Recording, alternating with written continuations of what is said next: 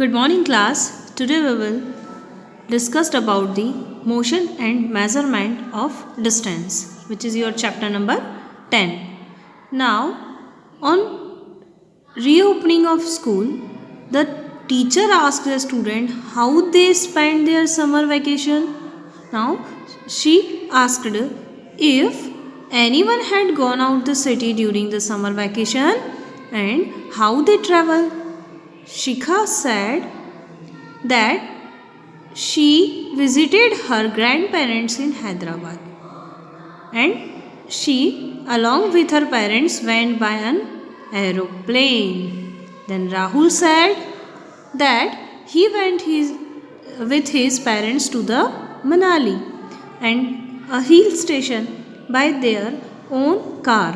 Nikita told that she traveled with her parents by train to Lucknow to spend her summer vacation with her maternal uncle's family. यानी कि सभी बच्चों ने अपने अपने vacation कैसे एंजॉय किया और वो कहाँ पर गए ये उन्होंने बताया, है ना। जैसे कि शिखा ने कहा था कि वो अपने दादा दादी के घर गई थी, ठीक है, एरोप्लेन से गई है। राहुल ने कहा कि वो अपने पापा मम्मी के साथ मनाली गया लेकिन कार से गया, जबकि निकिता ने कहा कि वो लखनऊ गई थी ट्रेन से। तो यहाँ पर सभी अलग अलग ट्रांसपोर्ट मीडियम की हेल्प से अपनी अपनी प्लेस पर गए थे। रिया डिडंट गो एनीवेयर, रिया कहीं नहीं गई।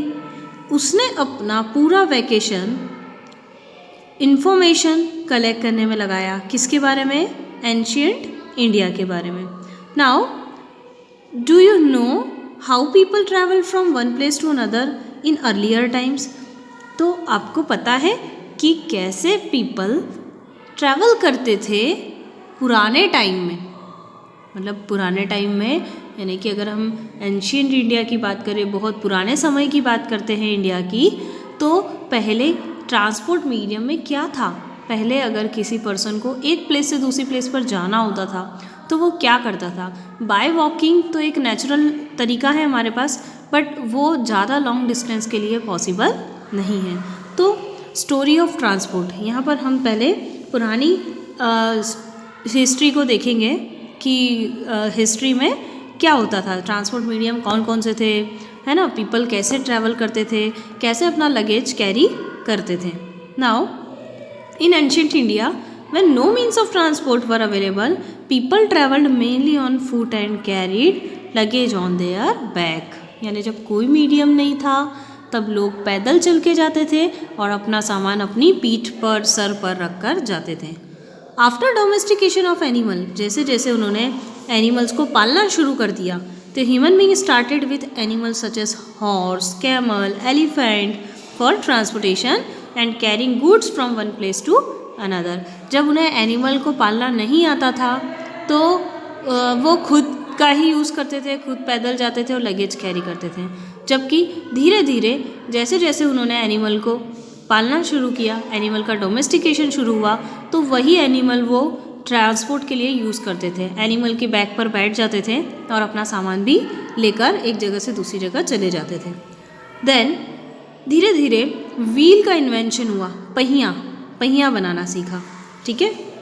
नाउ जब उन्होंने व्हील बनाया तो व्हील से उन्होंने एक कार्ट बनाई, यानी कि एक ऐसी गाड़ी बनाई जो किसी एनिमल के द्वारा खींची जाए, क्योंकि हमारे पास एनिमल थे, डोमेस्टिकेशन हो चुका था और व्हील नया इन्वेंशन था। तो दोनों ही इन्वेंशन में ईजीली उन्होंने कार्ट को एनिमल के थ्रू खींचना सीखा और एक प्लेस से दूसरी प्लेस पर जाना सीखा।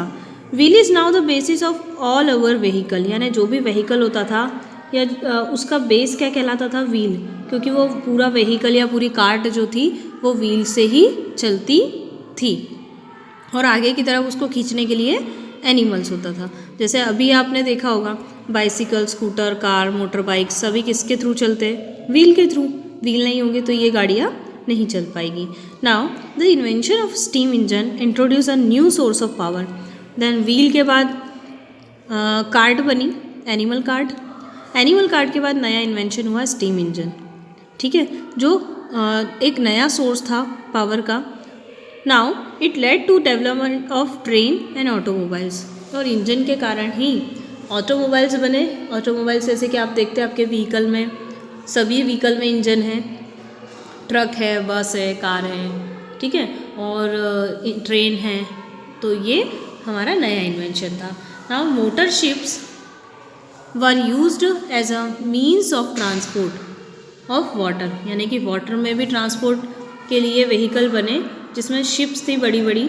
Now this invention greatly reduce the time to travel, और ये जो इन्वेंशन हुए, इंजन बेस्ड जितने भी व्हीकल बने वो काफ़ी फास्ट रन करते थे, और जिसके कारण टाइम बहुत ही कम लगता था अगर आपको एक जगह से दूसरी जगह जाना हो। आप एनिमल वाली कार्ड के थ्रू जाएंगे तो ज़्यादा टाइम लगेगा ऑब्वियसली, लेकिन इंजन बनने के बाद जो ऑटोमोबाइल ने प्रोग्रेस की है उसमें बहुत कम टाइम ड्यूरेशन में आप एक प्लेस से दूसरी प्लेस तक जा सकते हो। Now today electric trains, aeroplanes, supersonic jets, high speed automobile have further reduced the time taken to travel, and spaceships are used for transportation to outer space। यानी कि अब इतनी ग्रोथ हो चुकी है कि इलेक्ट्रिक ट्रेन्स जो कि नॉर्मल डीजल इंजन वाली ट्रेन से भी बहुत ज़्यादा फास्ट थी, है ना, जो आज यूज़ हो रही है। एरोप्लेन यूज़ होने लगा जो बहुत कम टाइम ड्यूरेशन में बहुत लॉन्ग डिस्टेंस ट्रेवल कर लेता है, उससे भी फास्ट सुपरसोनिक जेट, और हाई स्पीड ऑटोमोबाइल जो थे वो और ग्रोथ करते हुए फाइनली उन्होंने स्पेसशिप भी निकाल दी, ताकि आप केवल अर्थ पर ही नहीं स्पेस में जाने के लिए ही भी व्हीकल अवेलेबल हो चुका है। और इन्हीं सारे ट्रांसपोर्ट व्हीकल को हम मॉडर्न मीन्स ऑफ ट्रांसपोर्ट कहते हैं, यानी ट्रांसपोर्ट के नए माध्यम। नाउ मेजरमेंट की बात करते हैं। तो measurement is the one of the most important process in science in our daily life. हमारी डेली लाइफ में बहुत अच्छी प्रोसेस है, इम्पॉर्टेंट प्रोसेस है, क्योंकि आजकल आपने देखा होगा कि जितनी भी चीज़ें हम यूज़ करते हैं उसमें मोस्ट ऑफ दी चीज़ों का हमें मेजरमेंट करना ज़रूरी होता है, ताकि हम उसकी क्वांटिटी डिसाइड कर सकें। और हम सुबह कितनी बजे उठते हैं, ठीक है, कितना टाइम हम तैयार होने में लगाते हैं, ये सारे जो क्वेश्चंस होते हैं इसका मतलब है टाइम का मेजरमेंट। फिर हम स्कूल से घर तक या हम जिस भी प्लेस पर जा रहे हैं, ठीक है, वहाँ से वहाँ तक कितनी दूर जाना पड़ता है, तो ये हम डिस्टेंस का मेजरमेंट करते हैं, ठीक है। तो ये सारे क्वेश्चन कहीं ना कहीं कोई टाइम से रिलेट करता है, तो कोई लेंथ से रिलेट करता है, तो कहीं कहीं क्वांटिटी से मेजरमेंट होता है। जैसे कि अगर आप मार्केट जा रहे हो और आपकी मदर ने कहा है कि फ्रूट लेकर आना, तो आप कितने फ्रूट्स लेंगे, कितना वेजिटेबल लेंगे, तो आप शॉपकीपर से क्वांटिटी के अकॉर्डिंग मांगेंगे कि हमें 500 ग्राम चाहिए, 1 kg चाहिए, 2 kg चाहिए, ठीक है। तो कहीं ना कहीं ये मेजरमेंट क्वांटिटी का मेजरमेंट है, ठीक है, यानी कि जिसे हम कहेंगे mass measurement. Now when we fall ill, जब अगर हम बुखार या बीमार पड़ जाए, हमें फीवर आ रहा हो, ठीक है, तो डॉक्टर आपका बॉडी टेम्परेचर मेज़र करता है, तो वहाँ पर भी बॉडी का टेम्परेचर मेज़रमेंट की ज़रूरत पड़ती है।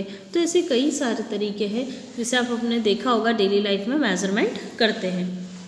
नाउ मेज़रमेंट क्या है? मेज़रमेंट एक ऐसी प्रोसेस है जिसमें आप किसी अननोन क्वांटिटी को मेज़र करते हो किसी भी ऑब्जेक्ट से जिसको आपको मेज़र करना होता है, ठीक है, और उसी की क्वांटिटी डिफाइन करते हो जिसे आप यूनिट कहते हैं, ठीक है।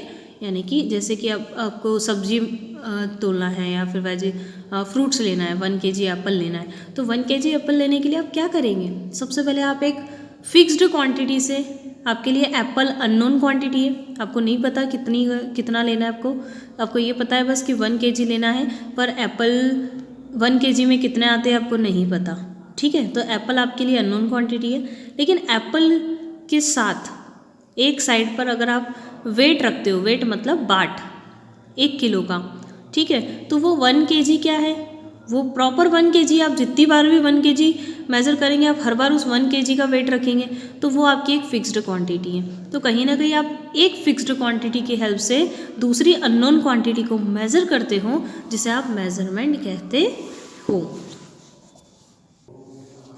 नाउ आपको एक टेबल गिवन है, एक्टिविटी फर्स्ट। यहाँ पर आपको सोचना है कि कौन सी ऐसी चीज़ है जिसमें आप टाइम मेज़र करते हो, कौन सी ऐसी चीज़ है जहाँ पर आप डिस्टेंस मेज़र करते हो, लेंथ मेज़र करने की ज़रूरत आपको कहाँ पड़ती है और मास की ज़रूरत कहाँ पड़ती है। तो उस ऑब्जेक्ट्स के नेम भी लिखने हैं आपको जहाँ पर ये सारा मेज़रमेंट करना पड़ता है। Now any quantity that can be measured is called a physical quantity. और हर वो क्वांटिटी जिसे आप मेज़र कर सकते हो, जिसे आप छू कर, जैसे कि टाइम है तो टाइम को मेज़र करना, और जिसे लेंथ है तो लेंथ को मेज़र करना, तो जिसे आप मेज़र कर पा रहे हो, हर वो क्वांटिटी फिजिकल क्वांटिटी कहलाती है। For example length, mass, volume, time, speed, temperature, ये सभी फिजिकल क्वांटिटी हैं, क्योंकि इसी की हेल्प से आप किसी भी ऑब्जेक्ट को या किसी टाइम को, किसी टेम्परेचर को मेज़र कर सकते हैं। Now standard unit of measurement, क्योंकि अभी मैंने आपको कहा कि मेज़रमेंट में हम क्या करते हैं, एक फिक्स्ड स्टैंडर्ड यूनिट की हेल्प से किसी अननोन ऑब्जेक्ट को या क्वांटिटी को मेज़र करते हैं। तो वो फिक्स्ड यूनिट मेज़रमेंट क्या होता है? आपने अर्लियर टाइम पे देखा होगा, पीपल अपने डिफरेंट बॉडी पार्ट यूज़ करते थे लेंथ मेज़र करने के लिए, ठीक है। जब उनके पास टेप वगैरह नहीं होती थी, स्केल नहीं होती थी, तो वो हाथ या पैर का यूज़ करते थे, ठीक है, किसी भी ऑब्जेक्ट को मेज़र करने के लिए। जैसे कि हैंड स्पान, हैंड स्पान आपने देखा है, नीचे डायग्राम में बताया है कि किस तरह वो अपने हाथ के पंजे को इस तरह से चौड़ा करके अपने थंब से लेकर अपनी सबसे छोटी फिंगर के बीच की डिस्टेंस को थंब हैंड स्पान कहते थे। देन क्यूबिट, आर्म लेंथ, जो हाथ से मापी जाती थी, जिसमें आपकी एल्बो यानी कोहनी से लेके तो आपकी मिडिल फिंगर तक की लेंथ को आर्म लेंथ कहा जाता था। कपड़ा वगैरह मेज़र करना हो, ठीक है, कोई रस्सी मेज़र करना हो, धागा करना हो, या कुछ भी इस तरह की जहाँ पर आपको मेज़रमेंट की ज़रूरत पड़ती है, ठीक है, तो वहाँ पर आप हैंड स्पान और क्यूबिक का यूज़ किया जाता था। पेस, ठीक है, पेस मतलब जब आप अपने कदम भरते हैं तो दोनों पैर के बीच की गैप, आगे वाले थंब से लेकर पीछे वाले एंकल के बीच की गैप काउंट होती है, जिसे आप पेस कहते हो। आप ऐसे भी मेज़र कर लेते थे, जैसे आपको कोई ज़मीन नापना है, कोई छोटा सा प्लॉट मेज़र करना है, तो उसके लिए भी आप ये यूज़ कर सकते थे। फुट यानी कि पैर, एक पैर के पंजे के बराबर, ठीक है। फैथोम, फैथोम क्या है, जब आप अपने हाथ को तेज़ी से फैलाते, मतलब बिल्कुल चौड़ा टाइट कर लेते, दोनों हाथ को फैला देते हैं, तो अपने दोनों आर्म के बीच की जो सीधी लेंथ है वो फैथन कहलाती है, ठीक है। तो hand span, cubit, pace etcetera, ये सारी ऐसी थी यूनिट जो आपके बॉडी पार्ट से मेज़र की जाती थी।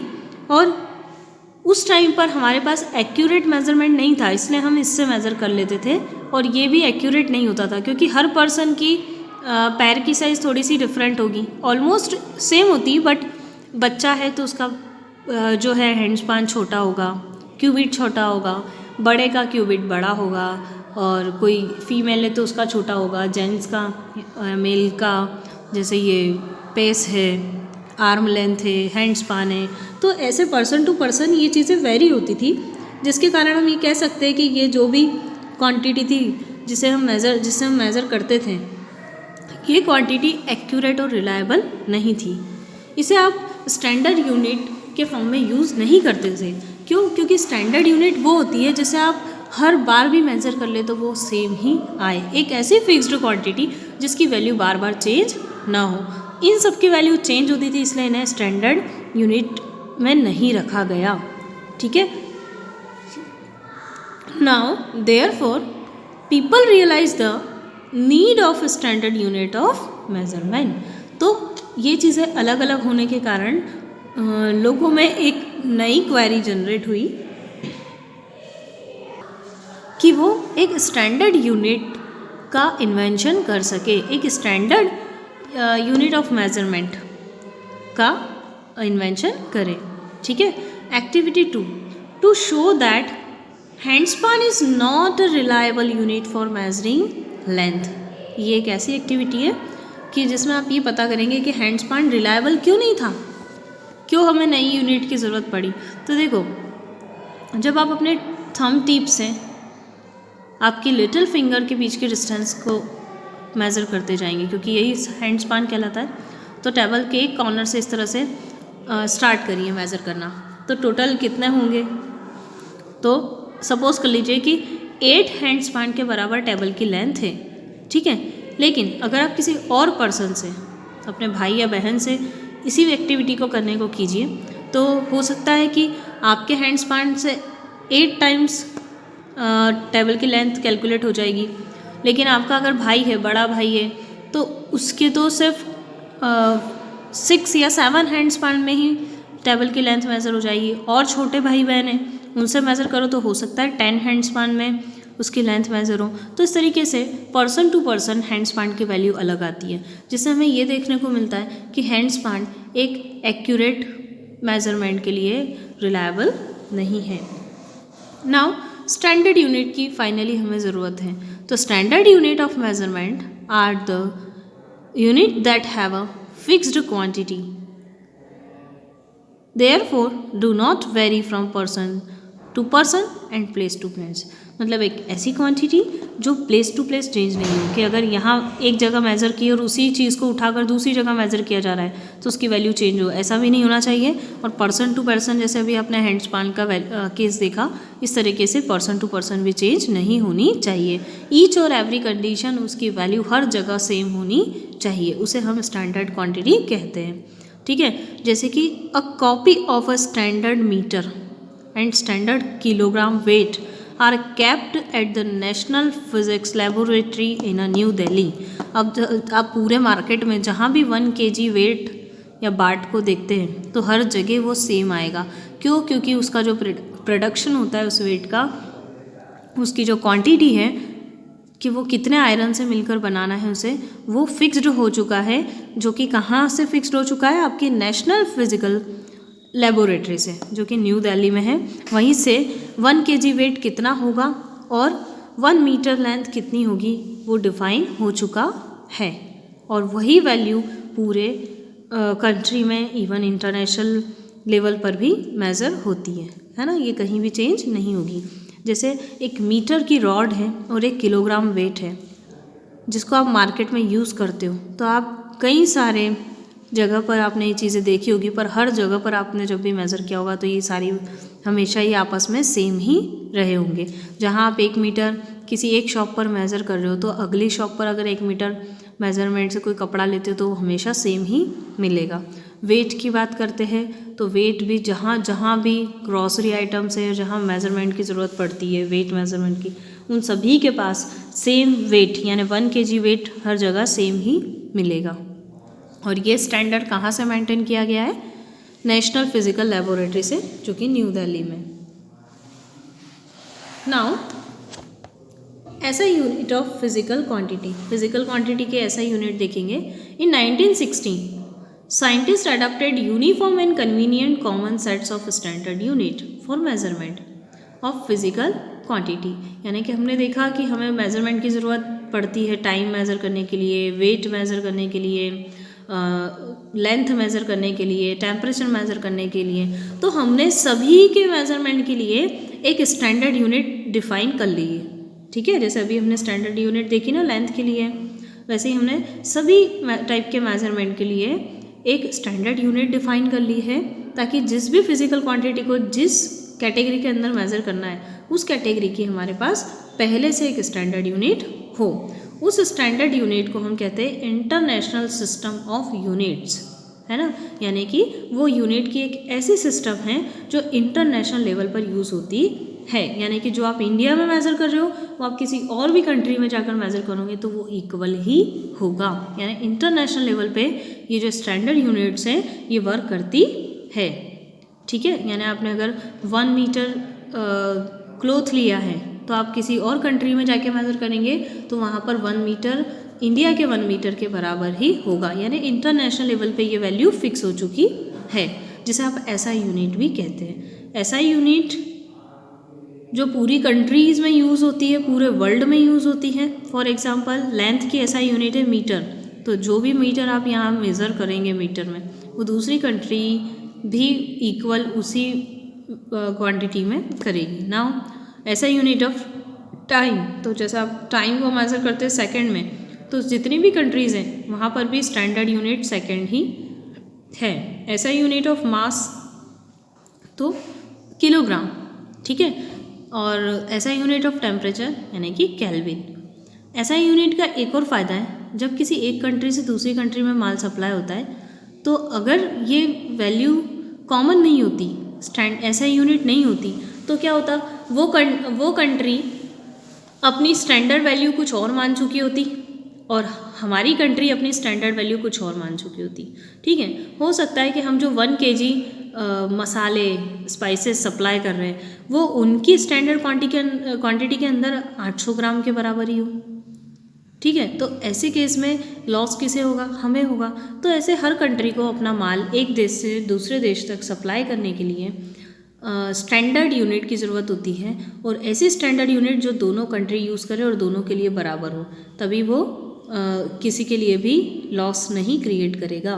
तो इसीलिए स्टैंडर्ड यूनिट बना दी, ऐसा यूनिट बना दी जो हर कंट्री के लिए एक जैसा वर्क करती है। Now measurement of length. Length measurement की बात करते हैं तो length is a distance. Length क्या है, एक टाइप की डिस्टेंस है, किसी भी दो पॉइंट के बीच के डिस्टेंस को हम लेंथ कहेंगे।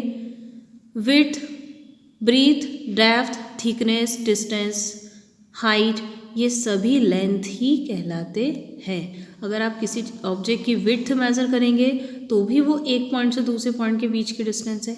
ब्रीथ की बात करेंगे तो भी वो 2 पॉइंट के बीच की डिस्टेंस है। डेप्थ की बात करें, थिकनेस की बात करें, तो ये सभी लेंथ कैटेगरी में ही आते हैं। तो लेंथ को आप मेज़र कर सकते हो रूलर से या मेजरिंग टैप से या मीटर रॉड से। ये सभी तरीके होते हैं जिसमें आप लेंथ को बहुत कन्वीनियंट तरीके से मेज़र कर सकते हो। तो आपने स्केल देखी है, ये फ्लेक्सिबल टैप आपको गिवन है जो सिविल इंजीनियर्स यूज़ करते हैं लॉन्ग डिस्टेंस के लिए।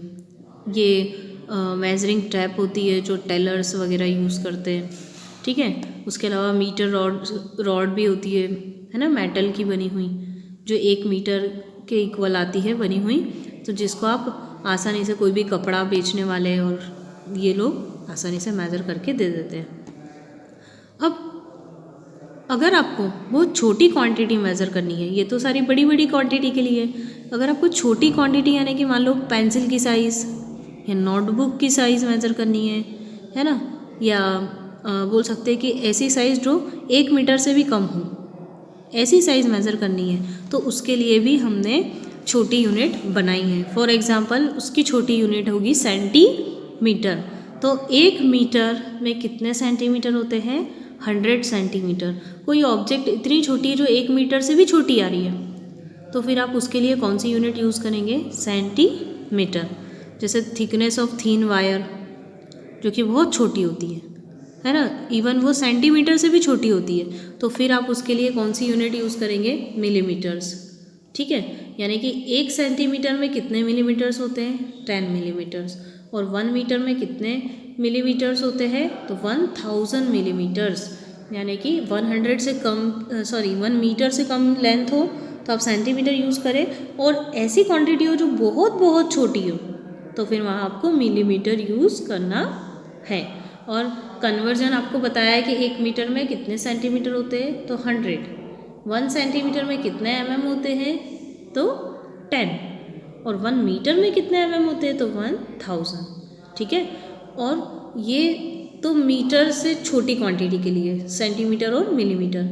अगर आपको कुछ ऐसी क्वांटिटी आ जाए जैसे मीटर से भी ज़्यादा बड़ी क्वांटिटी मेज़र करना है, फॉर एग्ज़ाम्पल आप यहाँ से इंदौर से दिल्ली की मेज़र कर लो डिस्टेंस, ठीक है, तो वो या दिल्ली से गुजरात की मेज़र कर लो।